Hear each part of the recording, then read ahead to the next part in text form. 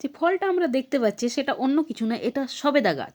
ঠিক আছে, দেখো এই গাছটা, তো সায়েন্টিফিক নেম লেখা আছে অ্যাক্রাস স্যাপোডিয়া। ঠিক আছে, সপোটা লেখা আছে, আসলে বাংলায় এটাকেই আমরা সবেদা বলে থাকি। কি বিশাল একটা বড় গাছ, এটা একটা বহু বছর পুরনো সবেদা গাছ হচ্ছে। ঠিক আছে, এবং ফ্রুটিং অবস্থায় রয়েছে, দেখতে পাচ্ছ যে ফল পেকে গেছে এবং পড়েও গেছে মাটিতে। ঠিক আছে, এবং বহু বহু ফল এরকমভাবে রয়েছে মাটিতে।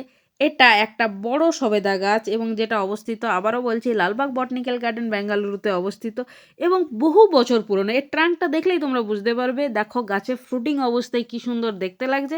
এবং অনেক সময় যেটা হয় যে আমরা গাছটা দেখছি এবং সেই গাছটাতে আমরা শিওর হতে পারছি না অ্যাকচুয়ালি, কেন কি সবেদা গাছের সাইন্টিফিক নেম তুমি যখনই দেখতে যাবে তার কিন্তু বহু রকম সাইন্টিফিক নেম আমরা দেখেছি রয়েছে। সার্চ করলে তুমি বহু রকম সাইন্টিফিক নেম দেখতে পাবে। তার জন্য আমি তোমাদের কনফার্মেশনের জন্য আমি কিন্তু এই রিসার্চ পেপারটা খুলে বের করেছি, এবং একরাশ সবেদা যে সবেদা গাছকেই বলা হয়েছে সেইটা কনফার্ম করার জন্য, কনফার্ম হওয়ার জন্য আমরা কিন্তু এই রিসার্চ পেপারটা একটু অবজার্ভ করব এবং একটু দেখব যে দেখো এই রিসার্চ পেপারটা কার উপর করা হয়েছে। এই পেপারটা হয়েছে একরাশ স্যাপোটা, যেখানে এই সবেদা গাছটা, এই ফলটা আমরা দেখতে পাচ্ছি, অ্যাকচুয়ালি এইটা সবেদা, যেটাকে আমরা সবেদা বলি, এরা সপোটা বলছে। ঠিক আছে, তো এখানে সবেদার আরও কিছু সায়েন্টিফিক নেম থাকে কিন্তু। ঠিক আছে, কেউ যদি সবেদা সম্পর্কে আরও ডিটেলসে পড়তে চাও, ঠিক আছে, তার ফিজিওকেমিক্যাল প্রপার্টিজ নিয়ে পড়তে চাও, এই পেপারটা তোমরা দেখতে পারো। ঠিক আছে, আর এইখানে আমরা এটাই কনফার্ম হচ্ছি যে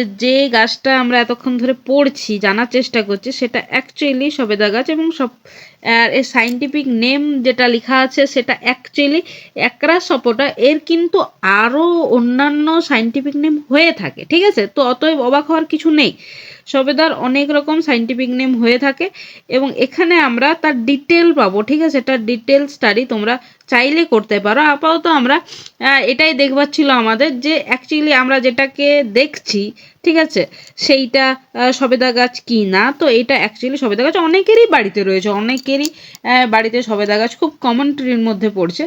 তো লালবাগ বটনিক্যাল গার্ডেনে এই আরেকটা গাছ যেটা আমার ইন্টারেস্টিং মনে হয়েছিল, এবং তার জন্য তোমাদের চেনার জন্য এই রিসার্চ পেপারটাকে আমি রাখলাম তোমাদের সামনে। কারো যদি ডিটেলসে পড়তে হয় তারা কিন্তু এখান থেকে পড়ে নিতে পারো।